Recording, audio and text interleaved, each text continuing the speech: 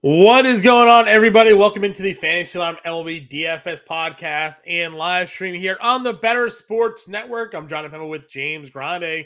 James, I'm back. Little bachelor party vacation over.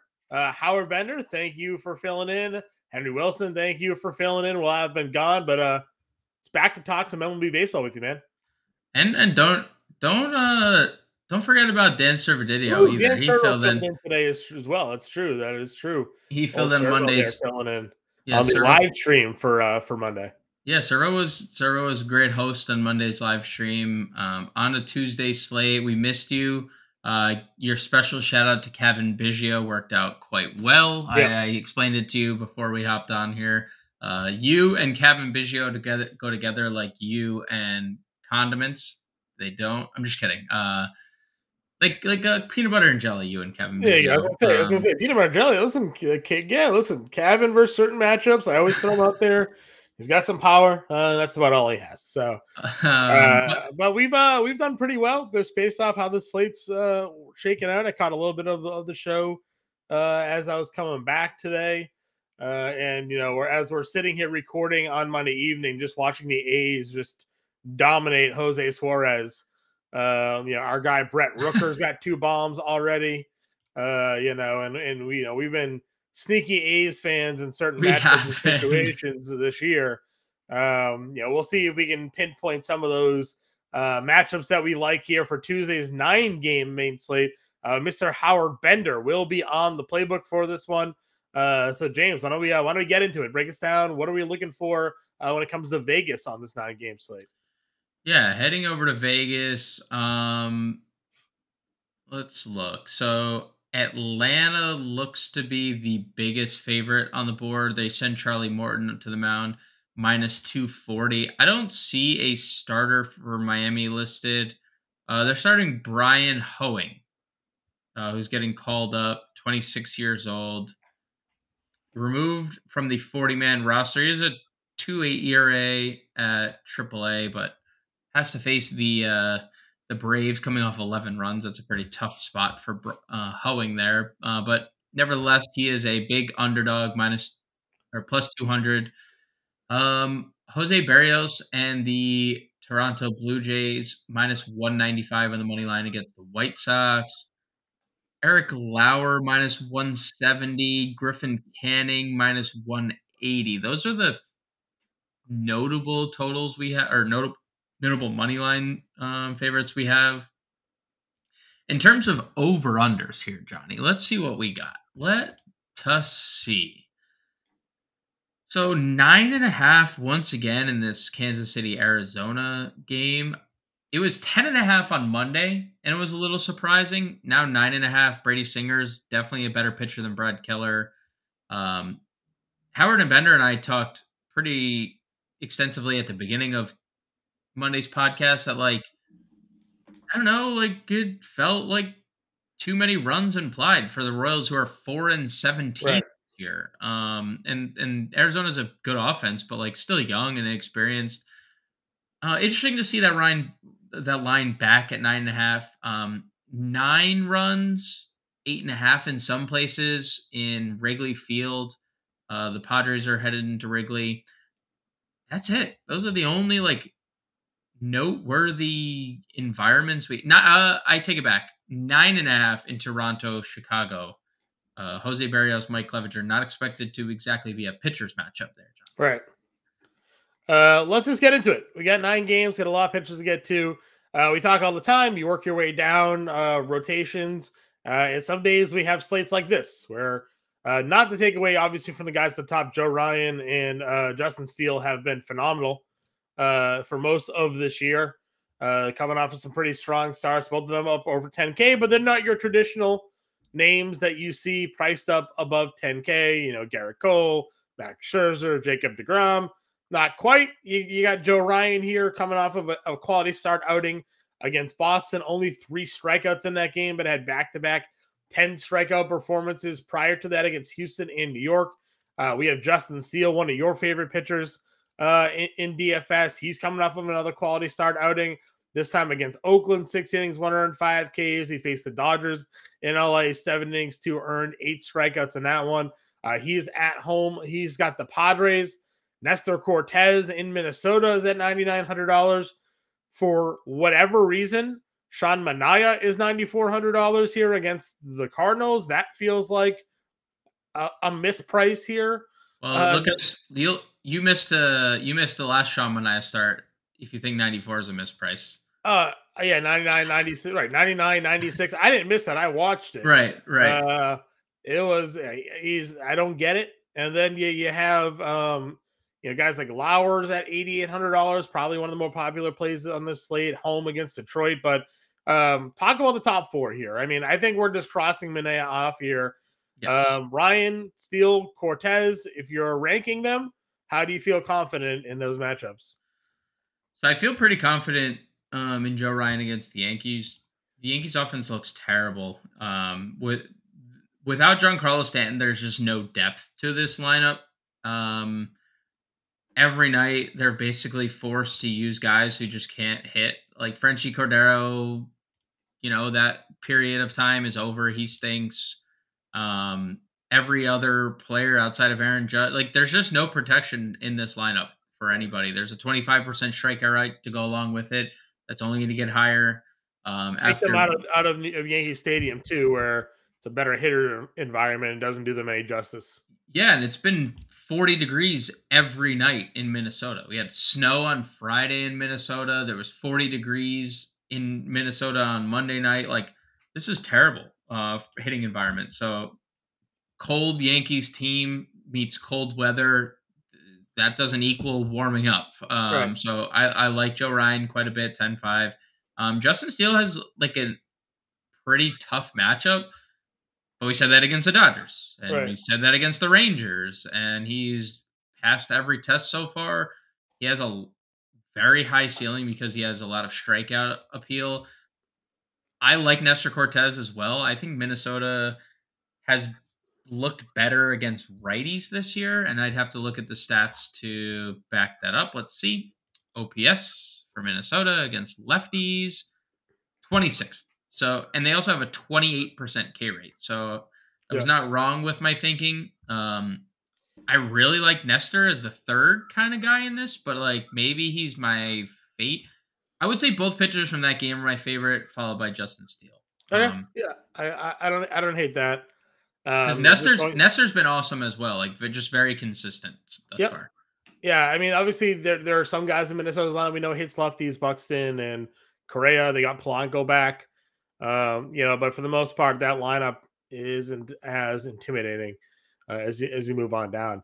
In the 8K range, we got a handful of guys here. Again, Lauer at home historically has been where we wanted to use him. I know his last 2 starts on the road, he's been really good. San Diego and Seattle. Even really strong performances there. His first start too. Actually, his 3 road starts this year have been great. His 1 home start was against a Cardinals team that cracks lefties. They got to him. But if you look at last year's splits, really good at home, gets Detroit. We know we like this spot for Lauer at $8,800. Blake Snell, Charlie Morton, notable names here. And then we have Brian Hoeing making his debut start for the Marlins. Not that we were probably looking to target him against Atlanta. And then Berrios, as we mentioned earlier, he's got Toronto here, but he's been largely a can, with the exception of that most recent outing against Houston. Yeah, he has the White Sox, but yeah, same thing. I think Lauer and Morton are probably 2 of the more popular pitchers on the slate, right? Like, does it feel like we need to get to the 10K range? No. Right.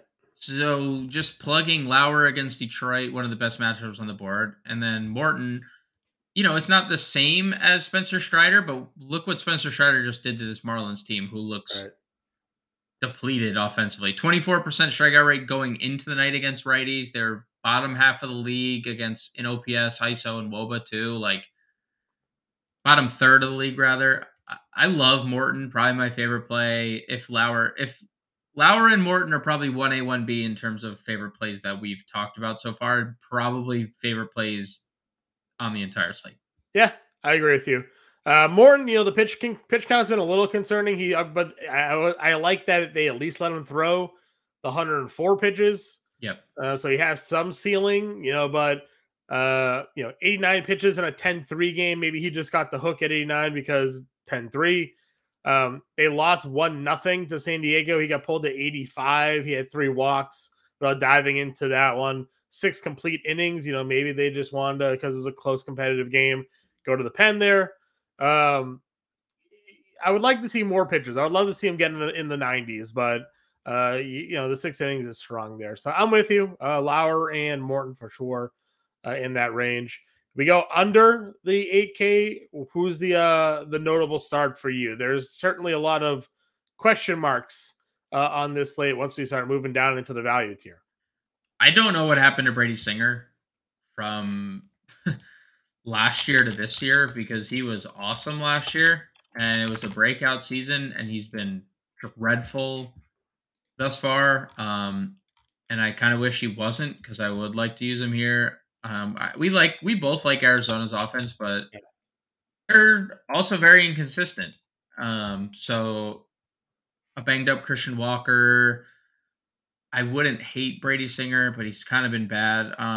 Griffin Gascanning isn't terrible. He's been okay in his first 2 starts back. The first start was cut short, 69 pitches. Then they let him go 100 pitches against the Yankees. He is definitely someone I'm more interested in using against Oakland as opposed to like Jose Suarez. Oakland, I'm not just saying it because we saw what they did on Monday, has guys that can hit lefties, right? Like their top half of the lineup, since calling up Jordan Diaz, getting Brett Rooker hitting 4th and Rooker hitting 3rd and Aguilar hitting 4th. Righty though, so. Right. I'm just saying, like, they hit lefties well, right? Yeah. Canning is not. They don't have that same lineup depth. Gotcha. They don't have the pop versus lefties, is what you're saying. Righties is what you're saying. Yeah, I'm saying the pop is kind of there against southpaws, whereas it isn't against righties. So I'm actually kind of interested in Canning. We saw how bad Suarez has been this year, and he was 15% rostered. So people will just continually target matchups against Oakland. Yeah, and I think it's not a terrible idea long term. Like, you'll probably be more profitable than not. But I think you should kind of pause when you have a subpar lefty in the mound. Like Canning, back injury last year. I think he's a decent pitcher who's looked decent through 2 starts, Washington and the Yankees, and now he gets a bad offense. So, I like Griffin Canning here, 64. He's probably my favorite. I don't know if you have anyone else. Honestly, I don't. There's really not much down here. The Mason Miller kid is interesting. He throws every fastball over 100 miles an hour. Yeah, that's what he said. So... He's a 2-pitch guy through over 100, and then he throws a slider. So, he averaged 99.3 miles per hour on his fastball, in his debut. Yeah, and he in that debut he got 81 pitches in that one. So, maybe he gets a little bit more. 4 1/3, 4 hits, 2 earned, 5 Ks. The 1 walk is nice. Usually guys that throw that hard coming up from the minors, maybe they have, some control problems, because he doesn't have an extensive minor league track record, is what we discussed before too. He only had like a handful of starts from Double-A, right? Then he got called up from Double-A, I believe. Yeah. So pretty interesting. He maxing out at 102.5 miles an hour is his fastball there. So listen, Angels, we know that lineup. We talk about it all the time. More potent versus lefties, and once you get past, I don't know, Hunter Renfroe, like there's that bottom half of the lineup, not overly appealing either there. Catcher position. Sean Murphy's now your most expensive catcher on a slate. Was tonight, had a good night. Wilson Contreras versus lefty at $4,700. I think stack in St. Louis. In San Francisco is kind of a little interesting, but they definitely have guys that can mash against southpaws here. And then there's just a bunch of injured players. So, talk to me about catcher. Are you looking to spend up, or are we just taking whatever value is on the board for us here? I don't hate the idea of getting to any of these three guys. I don't know who Hoeing is making his season debut at 26 years old, but he's looked good at AAA. Murphy's looked awesome lately. Contreras has a good spot, but I don't know, 4,700 feels excessive. If this game environment is actually going to be good, I don't hate Salvi. Ryan Nelson looked pretty bad last time out, so he's okay. None of them stand out that much. Like William Contreras homered, gets Turnbull. Alejandro Kirk was on base 3 times and gets if we're not playing Lauer, Haas gets the lefty. Generally, kind of sucked this year. He's I know there's no power either, which is weird. Yan Gomes homered off Kershaw. He's got Blake Snell. Yan Gomes is the GOAT. The guy just is the GOAT. I don't know. I mean, that could certainly be our spot, right? Like we always just play him against every lefty. Homering off Kershaw. I don't know why Blake Snell would really be any different here. I agree. That's probably the spot. And then Gabriel Moreno if he's in the lineup again against Singer at 26. Sure. I think it's an even better price than it was on Monday. Yep. I'm with you there. That is probably it for me, though. Blake Siebel has some power from the left side. He'll probably be in the lineup against Woodford. Alvarez homered the other day for the first time this year. Hits in 2 of his last 3 if you want to go there. Yep. Matt Tice, 2 of his hits. He has 2 hits this year. 1 is a home run. Probably in the lineup for the Angels, getting the righty, but all just punt plays there, catcher. At first base, then. Otani obviously ranks out at first base. He's 64. We have Goldschmidt versus Manaea here, 61. Pete Alonso's over 6K against Josiah Gray. Matt Olson gets Hoeing. We talk about power on a guy making his debut. 59. Vladdy gets Clevenger at 57. That's your 5 first baseman over 5K. Yeah, I mean, Otani's, could homer against anybody. Goldschmidt gets a lefty. That's when we've loved to use him. I'm pulling up some BVP here, see if he's got anything against Manaea. I think Pete Alonso is just an all-star. Like a 1 for 3 with a triple for Goldschmidt there. Interesting. Alonso's a rock star, so you could play him. Same thing with Olson. Hoeing is in trouble. Olson's kind of struggled lately, so that's something to note. Clevenger against Vladdy, dude. Vladdy is so good. Stole a base on Monday night, even in a night where he struggles offensively. Let's see what Clevenger is struggling with lefties though. I'd say Goldschmidt and Alonso probably, with Olson as a close third. Okay. For me, you can get to Otani and Vladdy if you want, but I think the Rowdy Tellez is homered in 2 of the last 3 games here. 2 of the last 4, I guess. Yeah. Gets Spencer Turnbull at $4,300. Yep. This feels like a pretty good spot there for him. This feels like one of those Milwaukee boom games against Turnbull. Because you can use the lefties. You can use the lefties in that Milwaukee lineup. And when you talk about if you want to throw a righty in there, Adames has been historically better against righties. 4 home runs. Even this year, 404 WOBA against right-handed arms. But you're right. Lefties have crushed Turnbull. 326 average, 988 OPS, and 420 WOBA. This feels awfully good for Milwaukee here. Yep.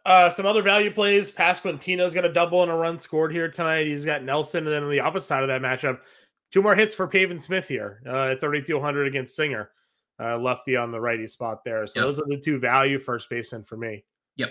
100% agree on those guys. Anybody else for you? If you want to play Brandon Bell against Clevenger, if he's in the lineup, it's fine. Sure. Second base position. Thairo Estrada is your top guy here against Woodford at $5,400. We talk about it. We like San Francisco when they're not facing lefties. Estrada's got power and speed. We're clapping. What are we clapping? Because did Rooker just hit his 3rd? Nico Horner, $5,100. Oh, I'm so proud. I'm so proud of him. I'm so proud of how good he is. I heard Howard in the chat the other day. We're not all Nico Horner fan club guys. And then you know what happened, Sean? He homers in 2 straight days. He 2 straight days. 2 straight days. Yeah. I didn't think Nico Horner was going to have more than 1 homer in a year. He hit bet 2 back to back. I saw that from chat from Howard, and I immediately commented. I was like, no, we're all Nico Horner fan club guys here. Yeah, for sure. Big 5,100 definitely feels like a stretch. Crazy. No, it's crazy. It feels crazy, but like Kevin Garnett said, John, anything is possible. I'd rather play Estrada at 54. I'm not playing Nico Horner at 51. I'm just also proud of us. Yeah. Me, you, and Nico Horner. Estrada is like one of my favorite players. I wish I got him in our auction league. Wasn't able to do it. He's quite good. Power, speed, gets a righty. And Woodford, who's trash. I think this is a really good Giants spot other than the ballpark. I think what it comes down to with Estrada is like, what are you doing at pitcher? Because that would limit, obviously, like if you use Estrada, like you're staking claim that Estrada is like one of your top spins, right, but if you go like Lauer, Canning, right. But if you're going a Joe Ryan or a Justin Steele or a Nestor Cortez, then I think it's harder to do that, right? And I love Thairo Estrada. I'm just saying, I think that's a way to look at like what to do with your roster construction. 100%. Mid-tier range. What do you like in here? There's not a ton that pops off this page. Glauber's got the tough matchup against Ryan. Albies gets hoeing, but not the right split side for us when it comes to those matchups here. Polanco against Cortez, not the greatest spot. Jeff McNeil, just the gentleman hitter there that he is, gets Josiah Gray at $3,900. I don't know. Does anything pop for you here? Dude, Polanco's been so good since coming back. Another 2 hits and 3 RBIs on Monday. So now he has hits in all 4 games he's played in.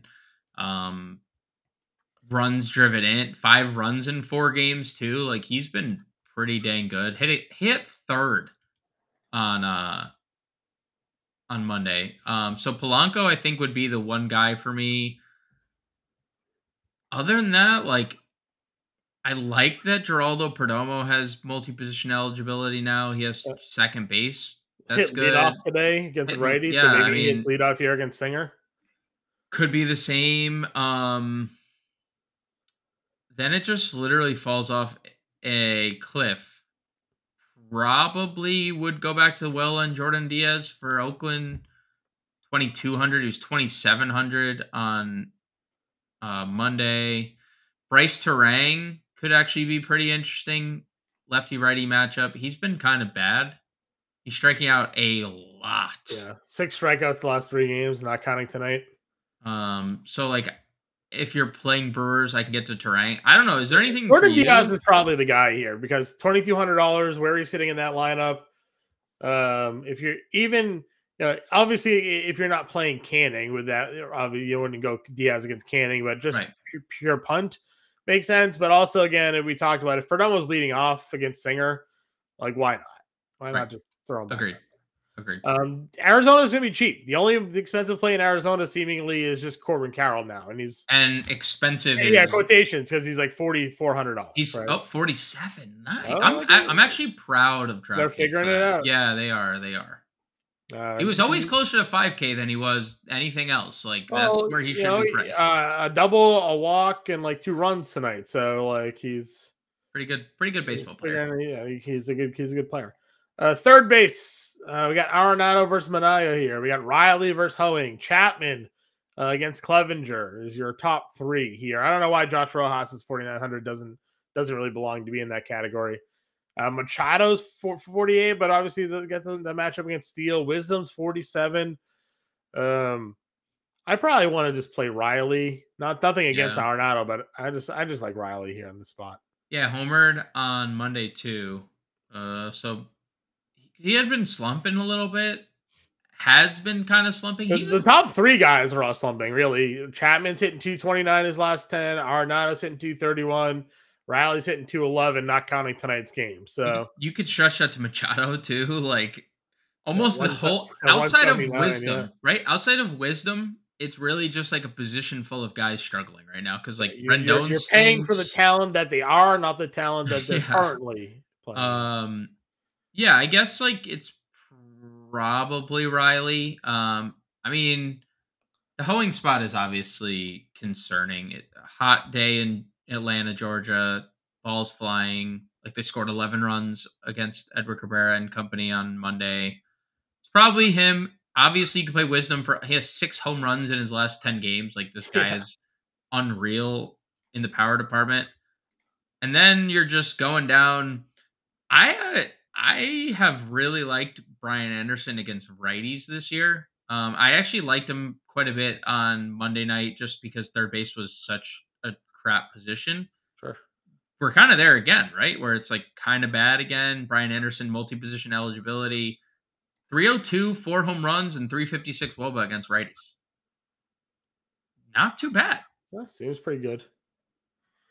Pretty good. Let's see. Is there any value? I mean, if Beatty's back in the lineup, Yep. If right? he's in the lineup. 2,500 against Josiah Gray. I must have passed him. Yeah, if he's in the lineup, for sure. Feels like he should be, right? Since there's righty on the mound. Yeah, and he's been a little better. Yeah. Hits in 3 straight. So that's probably it. It's probably Beatty if you're not spending up somewhere. It's Beatty if you're not spending up. Shortstop position. Bichette's at 58. Xander's at 55. Adames, as you mentioned, 53. Dansby Swanson's 52. Lindor's 51. Bobby Witt's 5K. Correa gets a lefty at 48. And then it dumps all the way down under 4K. Volpe up to $3,900. So very expensive shortstop position. Yeah, I mean, it's loaded, though. Like, I would get to Bichette in a Toronto stack. Bogarts probably as a one-off I'm okay with, or if you're using Padres. We mentioned we like a shot at. I love Willy Adames. I'm going to have a lot of Milwaukee. I'm not pivoting off of Milwaukee from now until the live stream. Can't talk me out of it, John, like you always do. I'm not going to try. Adames loves his right-handed pitching, and he loves hitting in Milwaukee because you can apparently see there.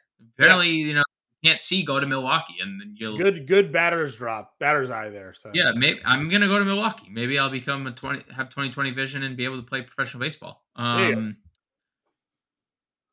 Yeah, so Adames I like. Snell I don't think much of, but Swanson's struggling, tough to get there.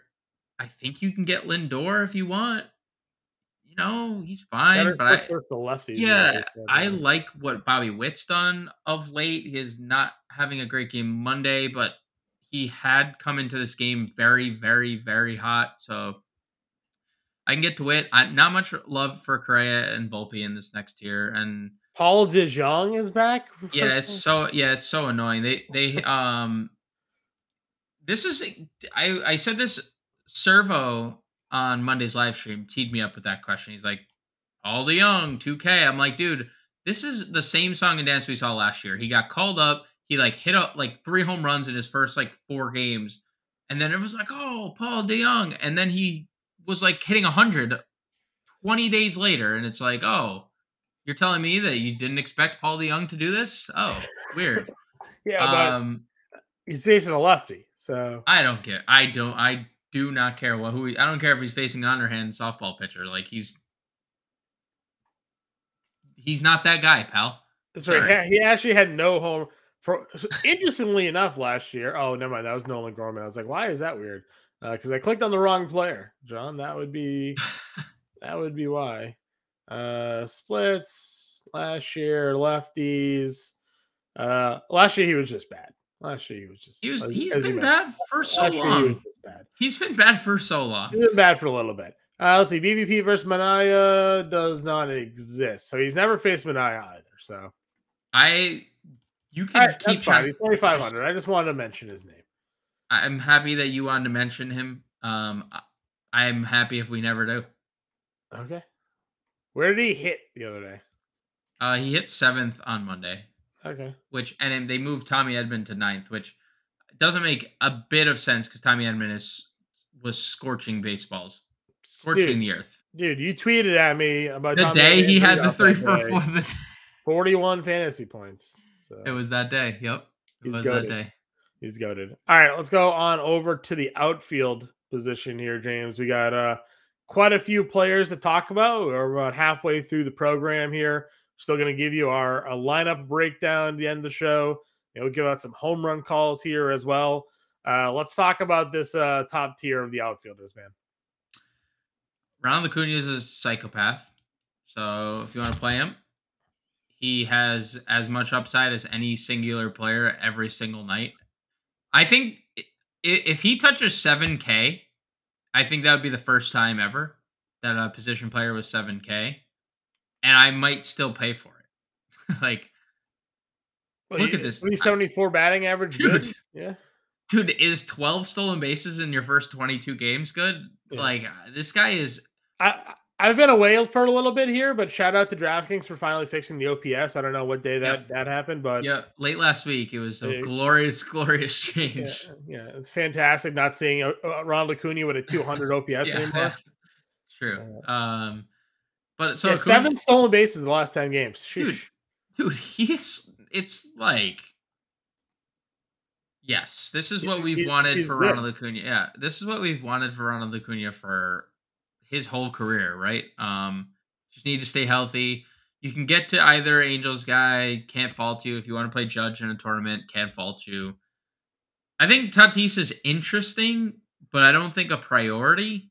To be honest, I know it's like probably contrarian to say.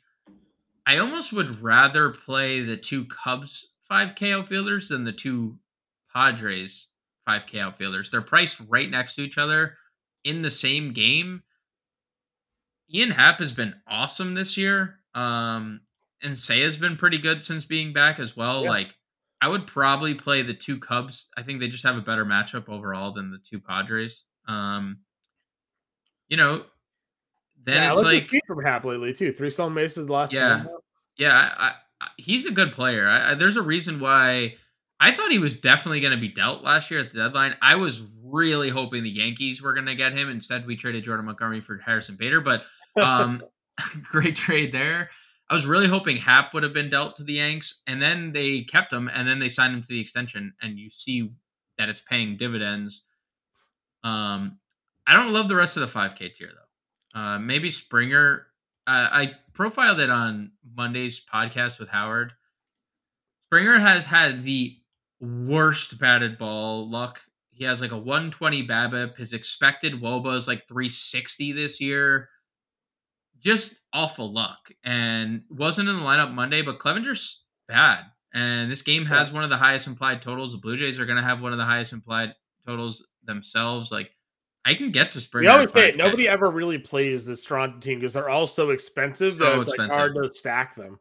You know what's funny, though? We talked about it when we were talking about Estrada. Like, depending on your roster construction, you could probably get Blue Jays pretty comfortably today because you said it. Like, you could go Lauer Canning, or we can go Morton Canning, or some combination of those pitchers and play Blue Jays. And it's like pretty good because Mike Clevenger's pretty bad. Yeah.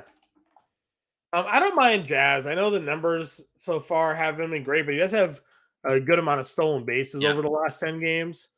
He gets Morton on the mound. We talked about Morton's walks. He's been giving a lot of free passes away. Not that Jazz is a guy that tends to walk at all, but if he does find himself on base, he's already got 7 stolen bases on the season. Right. And has that power potential there. Also, he's also again, smaller sample size for BVP, but 6 for 17 in his career versus Charlie Morton there. So, I know we're not always the biggest BVP truthers here, but certainly a guy that has done well in the limited at bats there against Morton in his career. I kind of agree with you. The rest of this is kind of whatever. Starling Marte could get on and steal bags against Josiah Gray. Certainly could be. If you want to go Mets at 5,200, Taylor Ward's got some power against Miller, who's just throwing flames. Buxton gets the lefty matchup if you're not playing Cortez. So there are certainly guys in the range that you can make cases for, but I largely agree with you on those who you've broken down. If we're looking under 5K here, we've talked about stacking Milwaukee, but does Christian Yelich make that lineup for you?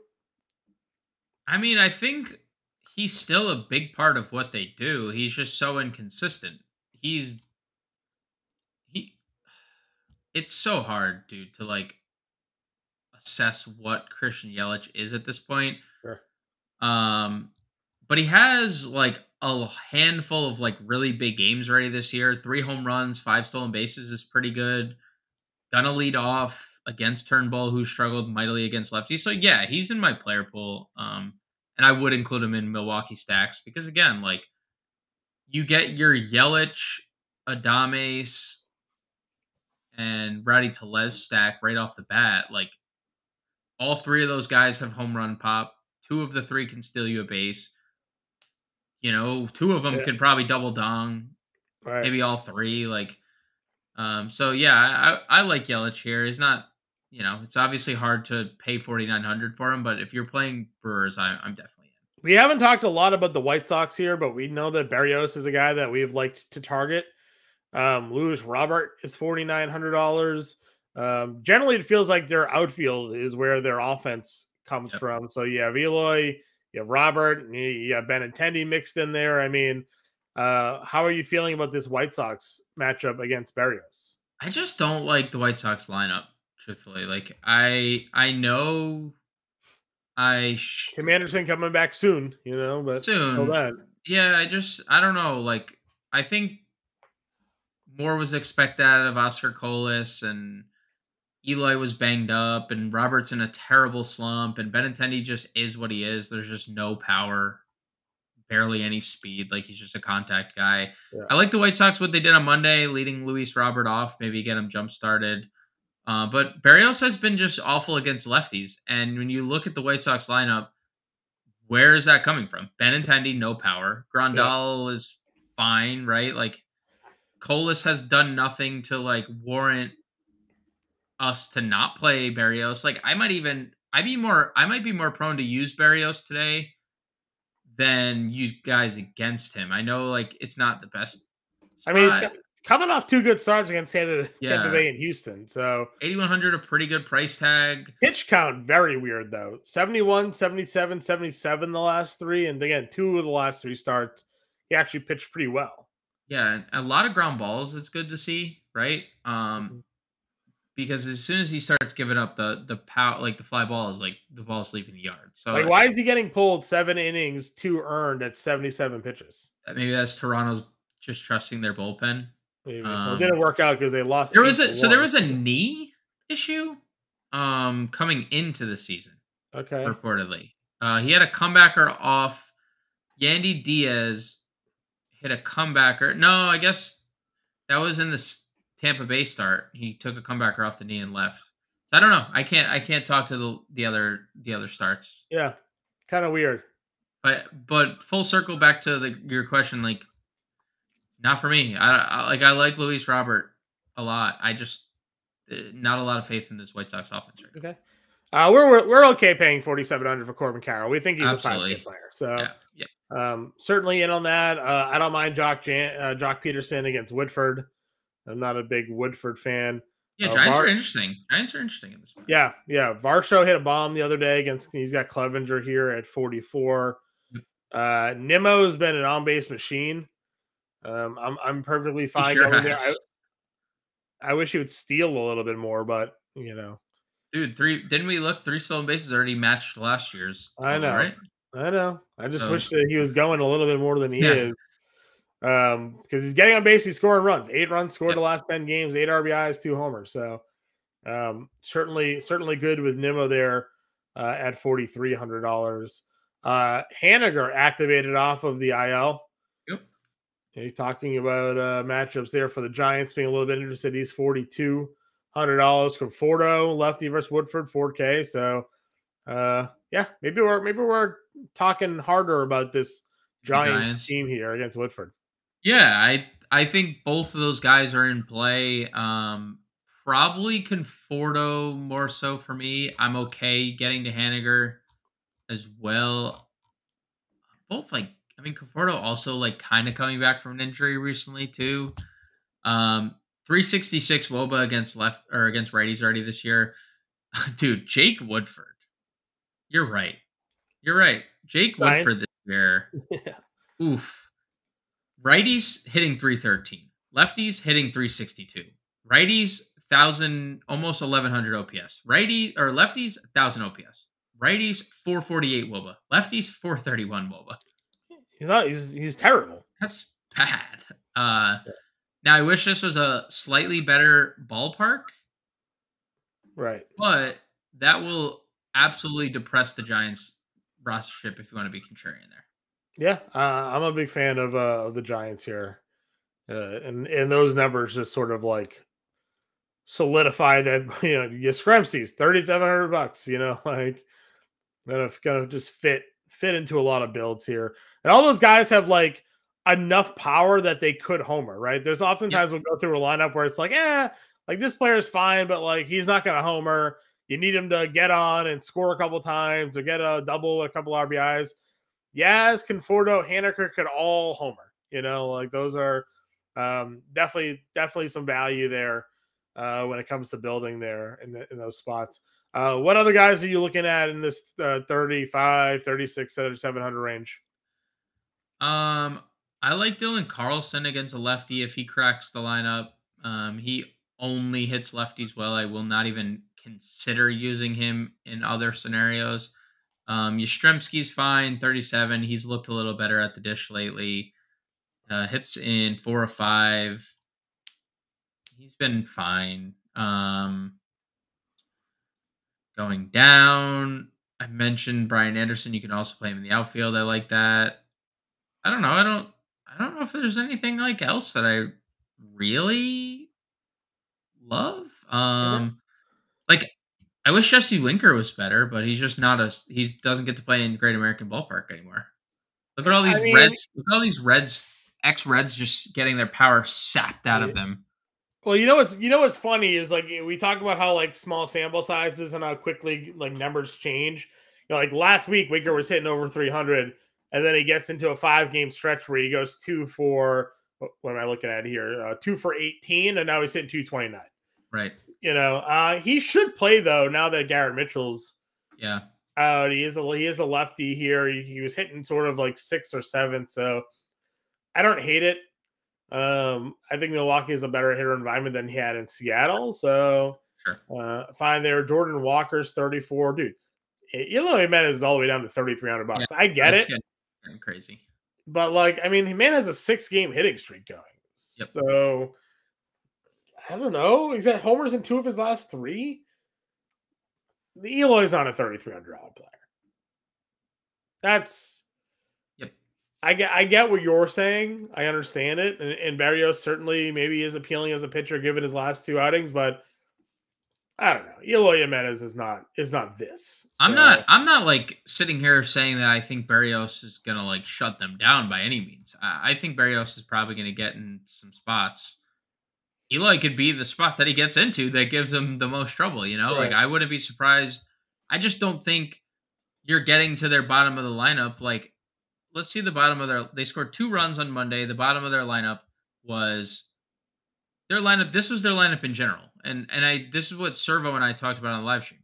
Luis Robert, Andrew Benintendi, Andrew Vaughn, Jimenez, Grandal, right? That's their top 5. Pretty decent, but nothing I think that we're like, Andrew Vaughn is better against lefties, hitting 3rd against a righty. Yeah.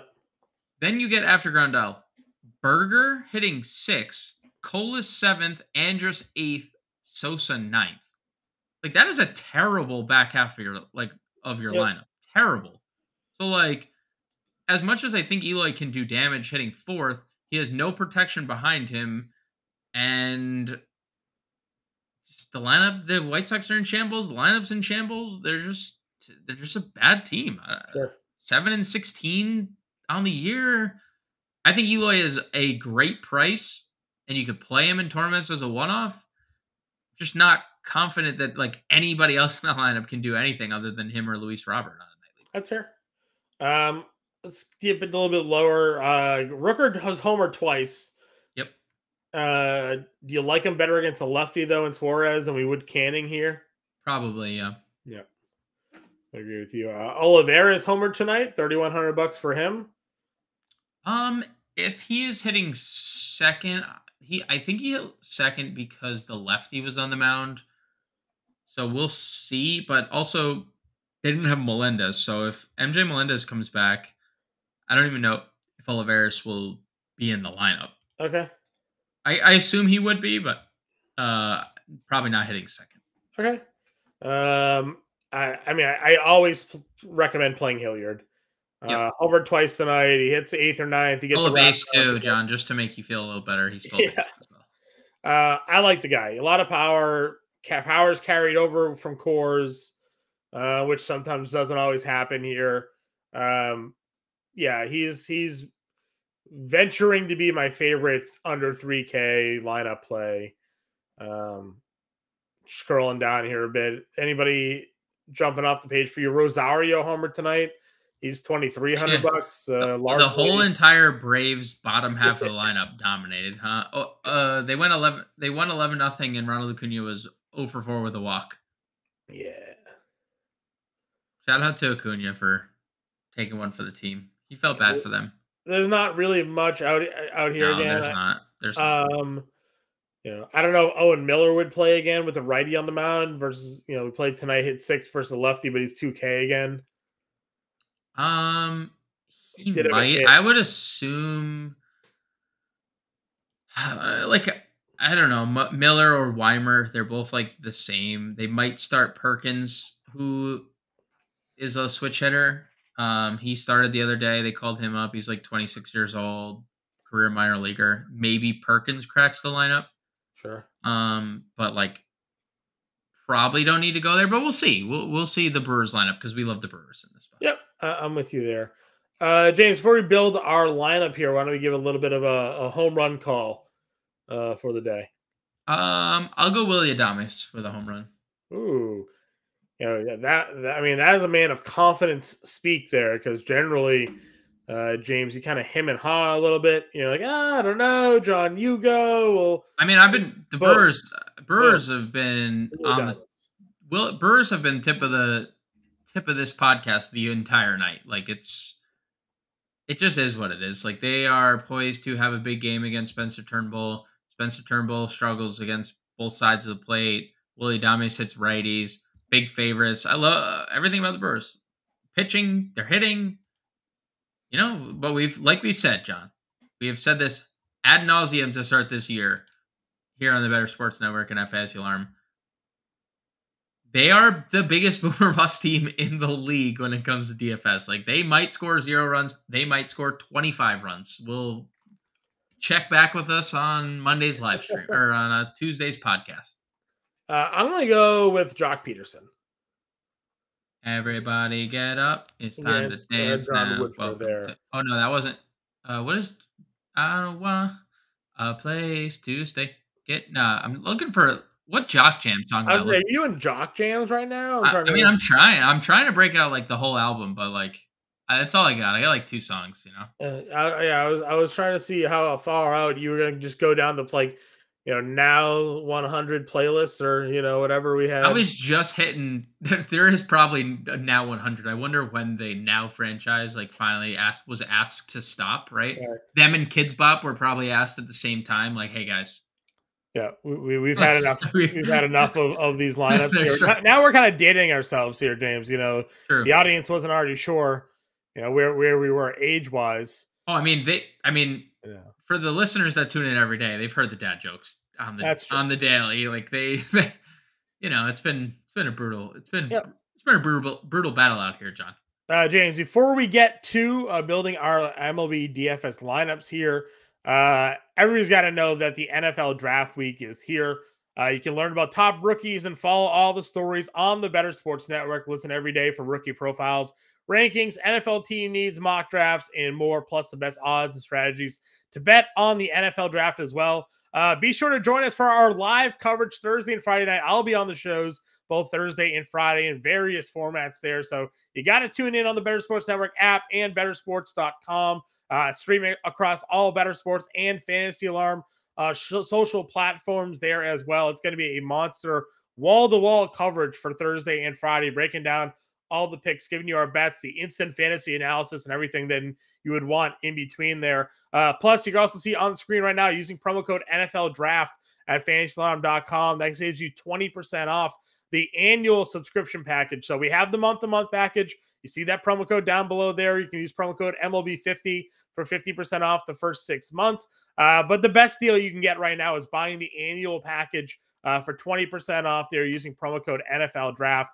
You can go fantasyalarm.com /all-pro there for that one. So that's what we got going on here at Fantasy Alarm and across the Better Sports Network. NFL Draft Week, NFL season, fantasy football. It's wild that it's already here, but it is. But James, let's get back to what the people tuning in are looking for. Let's build a little bit of an MLB DFS lineup here. I have a feeling I know where we're going to be going when it comes to some of the hitters based off your home run call. We're kind of feeling Brewers. We're kind of feeling Giants. Let's see how we can put the pieces of the puzzle together today. Pitching wise, if we're picking that 8K starter, are we going Lauer or are we going Morton here? I started building. I just built with our 2 home run calls, and I built Lauer Canning. That was how I started. I think we could toy with the idea of going both Lauer Morton, I think, Okay. but like Lauer Morton gives us 4K a play. So that the only problem is Adames is 53 and Jock is 45. So we definitely need to find like a clear cut value. And I don't Beatty, maybe? we definitely have spend downs at catcher. That's Yeah. for sure. We have Jan Gomes 29, Gabriel Moreno 26. I think those two are probably the 2 that we wanted, right? Like those were the 2 catchers we honed in on. Moreno for $300 more or $300 less seems pretty Yeah. good. Yeah, I'm comfortable with Moreno there for sure. Let's see here. So Moreno. So I plugged in just to see where we're at. Lauer Morton with Moreno, Beatty, Adames, Peterson. It's 4,400 a player. We certainly had some guys in that range, whether we wanted to go Rowdy Tellez here at first base. Pavin Smith was 32. I like both those Tellez names. was 43. Yeah, I like both. Tellez 43 feels very cheap. Yeah, good power potential there. Pavin Smith's been getting on base, He but has been. Tellez has the better power numbers here. I think I have a spend down in the outfield for us, Brian Anderson. If we wanted to go Brian Anderson, I mean that's just if we wanted to. Yeah, so that works. So this is what I got. I got with a $4,500 outfielder remaining. I have in place here Eric Lauer, Charlie Morton, Gabriel Moreno, Rowdy Tellez, Thairo Estrada, Brett Beatty, Willy Adames, Jock Peterson, Brian Anderson. So that gives us 3 Milwaukee, gives us 2 Giants with a $4,500 outfielder in play. Whether we wanted to do a one-off with Varsho, Nimmo's got Gray. We also have Haniger and Fordo here. Yeah. Well, you love the Giants, right? We all should all love the Giants going up agreed. against Woodford here, right? Agreed. No, I'm just saying, like, I think we're both getting exactly kind of what we want with 2 rookie one-offs, which is great. Beatty and Moreno, right? Which is great. I like the idea of getting any one of those Giants outfielders because we have a boatload of them as options. I also love Dalton Varsho. So like you can't, I know he really struggled in a spot I thought he was going to thrive in on Monday. He had an offer and his profile against Lance Lynn was perfect. I'm okay going any one of them. I think Conforto hasn't looked great since returning from the injury. He did look I would lean probably Yaz here over the group. Okay, we're gonna have some salary, so let's. We got 800. So this is good though, right? We build our lineup, and now we say, okay, we have $800 left over. What do we want to do? With this money, we like Lauer and Morton, but to your point, if we wanted to go Griffin Canning, We can then That's spend up 11-8. we That can spend gets up you at Joe third. Ryan. Well, also if we wanted to go Canning Morton or Canning Lauer rather, then we have extra money to even get like spend up on a third baseman or Here's maybe a play. You let me know what you think. I just went down from Roddy Tellez to Pavin Smith, okay. Yeah, and I'm that let me watching get Joe Ryan, Joe Eric Ryan. Lauer. Do you like I like Pavin Smith here against Brady Singer? Brady Singer's been awful. So I know It's that a 6-7 stack for Moreno, Pavin Smith. They hit right next to each other too.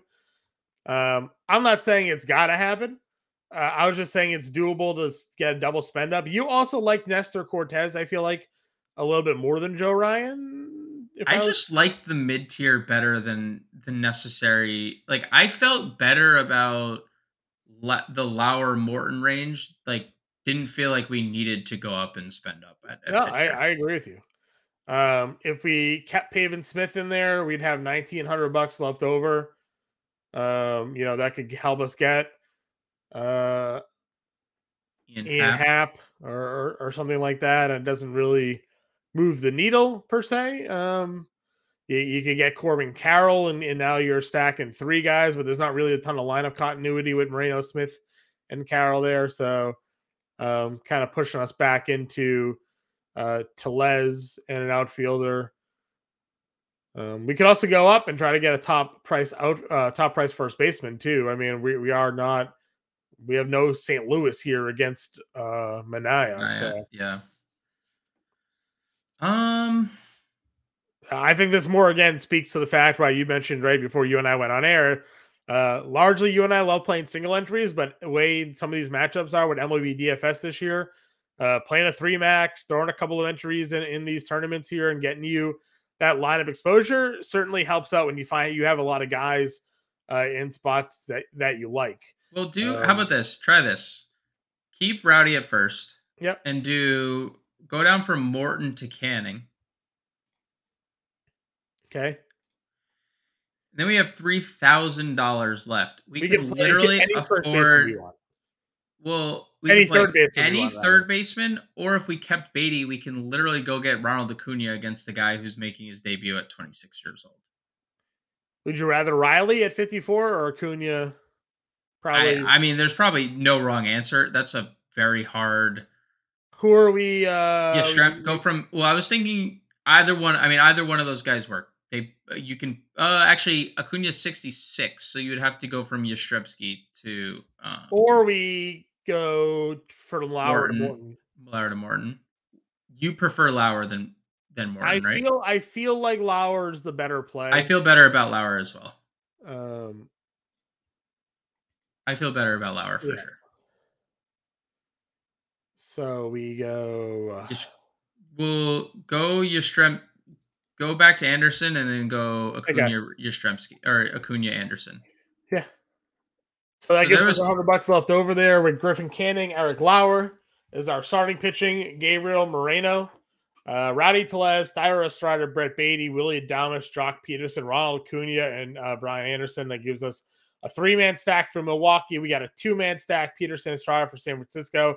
One off with Ronald Acuna, Brett Beatty, and Gabriel Moreno there, closing out our 9-game slate for the lineup. Howard Bender, again, is on the playbook. James and I will always be in the Discord there, helping you guys out, answering your questions, getting you ready for the slate up until roster lock there. If you have any questions, find us there. Follow us on Twitter if you're not already doing so, as well. You see our handles there at @real_real Grande, at Jon Impemba 777 for myself here. For James and I, will be back for the live stream on 5 o'clock Eastern here on Tuesday to give you all the latest news. For now, though, we'll catch you guys later. Good luck.